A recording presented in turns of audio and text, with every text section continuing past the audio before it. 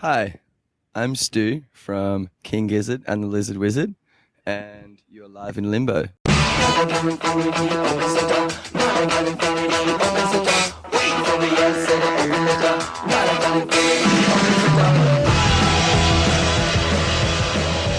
I'm Leon here from Live in Limbo, and here with Stu Mackenzie from King Gizzard and the Lizard Wizard. Now, I thought I'd start something off with a big question. Clearly, you're into Vegemite, as you've got the song Vegemite, and it's a really important question. I know you've covered avocado and tomato and Vegemite. Any other good flavor combinations with Vegemite? Toast, Vegemite, poached egg. Very nice. What about cheese on that one? Yeah, Vegemite and cheese. What do you call them here? Grilled. We call them toasted sandwiches. Grilled cheese. Vegemite. Yeah, I'm with you on the toasted sandwich thing. Yeah, definitely. Yeah. Now, I toasted sanger. Toasted sanger. Toasty. I like it. Aussie slang. Now, it's actually a really good night. I just heard you guys snuck into the ARIA top 20. How does that feel? It's pretty weird, but I guess it's cool. Yeah, weird in what kind of way? It's just not something that I've ever thought about before, or I don't really know anything about it. But yeah, it's cool. Yeah, well, I mean, surely the recognition is nice, right? Yeah. I mean, it's just a number. I mean, it's pretty evident the kind of stuff you guys do. It's like all psychedelic and out there, and just the amount that you put on is ridiculous. I'm sure that, that kind of success isn't necessarily what's driving you. Yeah, I mean, I don't think you have to sell that many records to crack the charts anymore. But yeah, it's cool. Yeah, I mean, in terms of success, success can mean anything to anyone. What are some of the ways in which you feel, hey, this is pretty cool? Actually just kind of like being able to go on adventures and just travel. So, yeah. So you've been going all around the place. What's of everywhere that you've been, what's been the most interesting or just awesome place that you've been to? I actually do love traveling in the States. There's a lot of beautiful places and lots of nature. I'd like to spend more time in Canada, but it's always so fleeting on our tours. I'm kind of a nature lover at the end of the day, so I just like sort of seeing things and getting a bit quiet. Well, you're saying it's a bit fleeting. What's your schedule like? Is it one town after another, after another, after another? Yeah, I think this tour on is pretty brutal. The first 16 days is 18 shows or something. So that's cool. I think if you have a night off, you get bored, so you may as well play. Well, with the schedule like that, it's pretty hectic. How do you find your little pleasures along the way? Are there things you like to eat, just things you like to look out for in each new place? I don't know. Not really. I'll put it this way. There's a lot of North American junk food. Anything that's really jumped out at you? Well, I'm vegetarian, and so is kind of half of the band as well. So there's often not very much to eat except potato chips and kind of pure junk. Just anything with corn syrup, right? Yeah. A lot of corn syrup. A lot more corn syrup has been consumed on this tour than usual. But I don't know. It's yeah, I'm not sure if I have some pleasure, but yeah, I mean, with the road tripping with the touring kind of thing, there are 7 of you guys in the band, right? Is it 7 or 8? Yeah, 7. 7. How does that work out? Do you guys all just hang out? How does it feel to be all touring together? We all get along pretty well, outside of the band even. So it's pretty chill. It's just 7 buddies hanging out. That's cool. And does that extend to the creative process too? Do you find there's sort of a central person kind of writing, or is it a real collaborative process? I guess I write most of the songs, but at the end of the day, it's still very collaborative, and kind of, different records we've made have sort of been different process. So with this last one, Nonagon Infinity, like it's an Ouroboros of an album. It's like you've got one song leading to the next and refrains coming back and everything. And the last one like winds back into the first. How did you come up with that kind of idea for the record?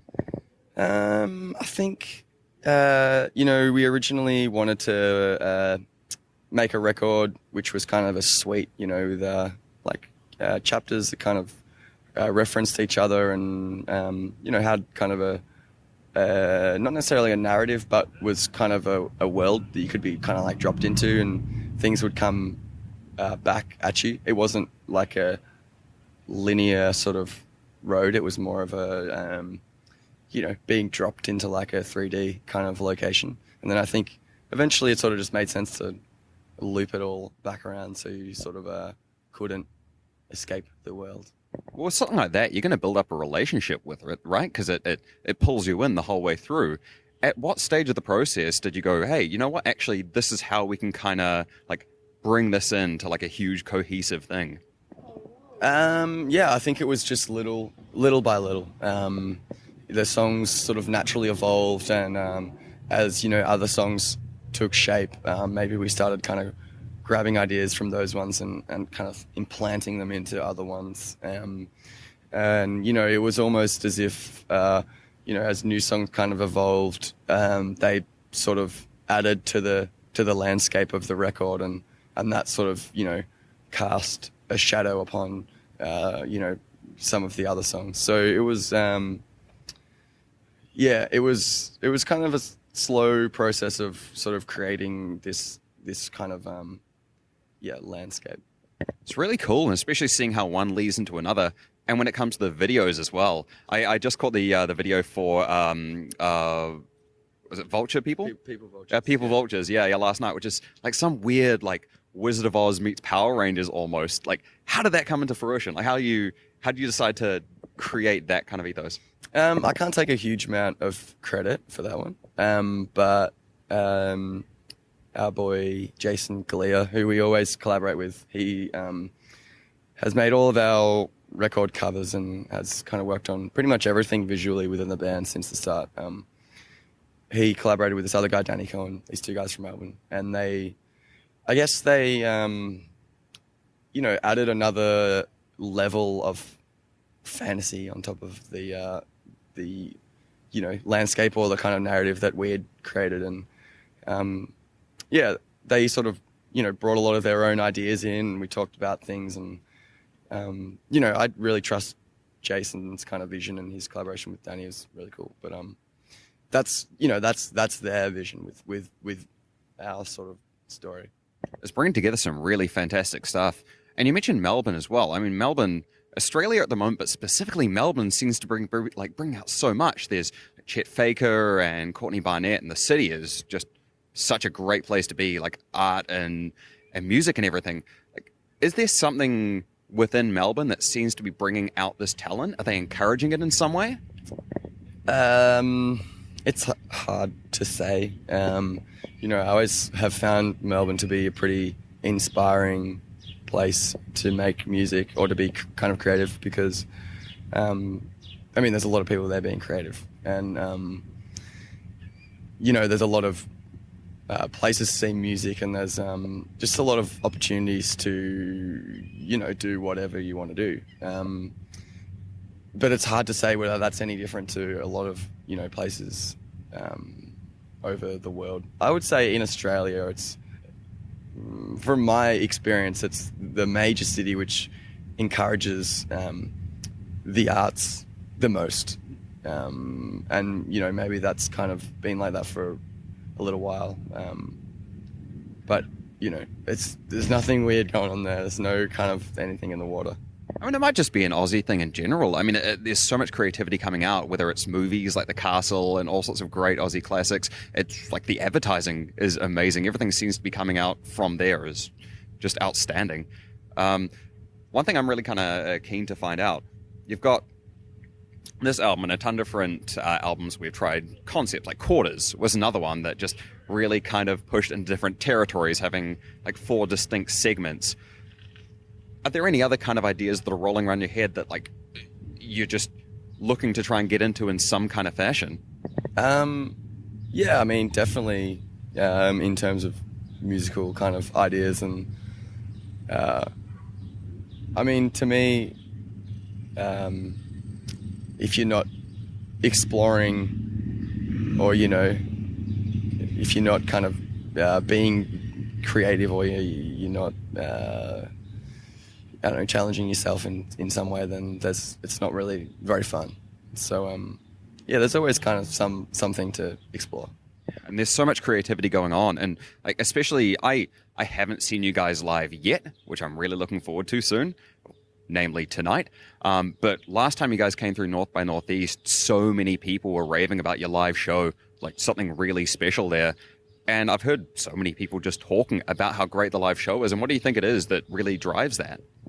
I don't know. Fair enough. Yeah, I'm not sure. We're just up there doing our thing. So It's cool. Like, I mean, I trust people get really into it, the fans and everything that really enjoy the performance. Have you seen anything that really kind of speaks to you as, holy, that guy really went out of the way there? People often yell out pretty weird stuff to us. I don't know. Weirdest thing you can think of that someone's yelled? Last night, people were yelling out to me, "Show us your butthole. Show me your butthole. I know you have one." That's pretty weird. That's both insightful and oddly specific. Yeah, it's a bit strange, but I didn't do it, thankfully. And so I'm sure it's a pretty big lifestyle shift as well. Like, what about the lifestyle has changed most significantly for you from a couple of years back? Yeah, I mean, I guess just more traveling and touring. It's exciting, but it also kind of makes you into a weird human being. Yeah, I think we're all pretty sort of grounded, chilled dudes, so we don't have too much to worry about. Well, I certainly haven't got any other sense from you. Yeah, no, it seems that just across the board, you're getting really good press and really well reviewed and everything. And like, I think it's a pretty exciting time for you to be able to push stuff out there and for people to receive it in such a way. Is there anything else that you are really looking to do? Anywhere you're really looking to go with this? It's kind of cool to just let things happen in some ways. I don't know. I try and be ambitious with the music and let everything else fall into place. If people like it, then they like it, and if opportunities arise, then they do, and if they don't, then that's also cool. Is there anywhere that you'd like to, within the next couple of years, go, you know what, this is something that I've done now, and I'm pretty happy with where I am? Not really. I'm not really that kind of person. I think it's cool to set goals for yourself or set, little things that you want to do, but then you can sort of just be really disappointed. I think it's, most important to just do whatever you want to do. Well, it seems like you're doing a lot of that at the moment. Yeah. No, it's been really great to speak with you, Stu. Thanks so much for your time. Yeah, and thank you. Really looking forward to seeing you tonight. Awesome. Yeah, I'm looking forward to it. It's going to be fun. Yeah. Now, the album Nonagon Infinity, it's out on iTunes now, and I really recommend getting it. It's a phenomenal album. Thanks for your time, guys. This is Leon with Live in Limbo.